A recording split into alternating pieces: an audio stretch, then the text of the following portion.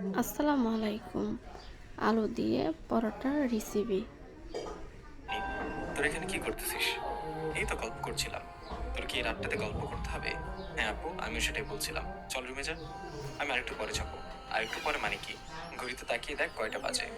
1:10 হয়েছে। মনে মনে বললাম, শালা বন্ধু নাকি শত্রু রে। কি বিপদ থেকে উদ্ধার করবে তা না, আর আপুর সাথে তাল মেলাচ্ছে। তুই বেঁচে থাকলে পরে দেখে নেবো শালা। চলো কি দিয়ে আয়। আব্বু হঠাৎ রেগে কথা বলতেছে, কাহিনিটা বুঝলাম না। তারপর রাশেদ আমাকে বিয়ে বাসর ঘরের সামনে নিয়ে দিয়ে আসলো। দেখ ভাই, যা হবার হবে সেটা পরে দেখা যাবে। আগে বিড়াল ঠিক মতো মারবি। বিড়াল মারতে যাবো কেন? বিড়াল তো একটা প্রাণী, তাকে মারলে তো পাপ হবে। এটা আমার ছোটবেলার ভাবনা ছিল। যদি এখন বুঝি বিড়াল মারার মানে। দূর শালা, এই বিড়াল সেই বিড়াল নয়। তাহলে কি? ভেতরে ঢুকলে দেখবি। এখন যা। ওকে, দোয়া করিস। হ্যাঁ, দোয়া করবো কালকের মধ্যে যাতে ডজন খানেক বাচ্চার বাবা হোস। দূর শালা, যা ভেতরে। বিড়াল কিন্তু বারবার মারার সময় পাবি না বলে ধাক্কা দিয়ে ভেতরে ঢুকিয়ে দিল। ধাক্কাটা এতই জোরে ছিল যে আমি সোজা গিয়ে পড়লাম। আরে ভাই, ঘাটের এক পাশের কোনায়। গল্পের শ্রোতারা সবসময় উল্টাপাল্টা ভাবেন কেন?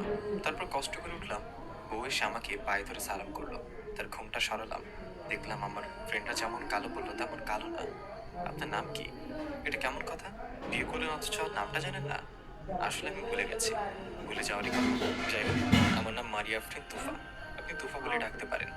ওকে, তুফা বলে ডাকবো। আসলে আমার কিছু কথা আছে।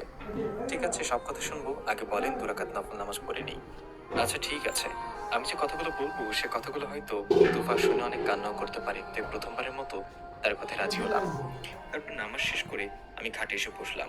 তুফার দিকে আর একবারও তাকাইনি। আমি খাটে বসে তুফার জন্য অপেক্ষা করতে লাগলাম। সে আসলো, এসে আমার সামনে বসে দাঁড়ালো। তারপর আমি আস্তে আস্তে মাথা তুললাম। এই কি? এটা কি তুফা ছিল? একটু আগে দেখলাম এর চেয়ে ভালো চেহারা, আর এখন এত কালো। পরে বুঝলাম সব ময়দার অবদান। কপালটা আমার এতই পোড়া। ছোট একটা গল্প বলি।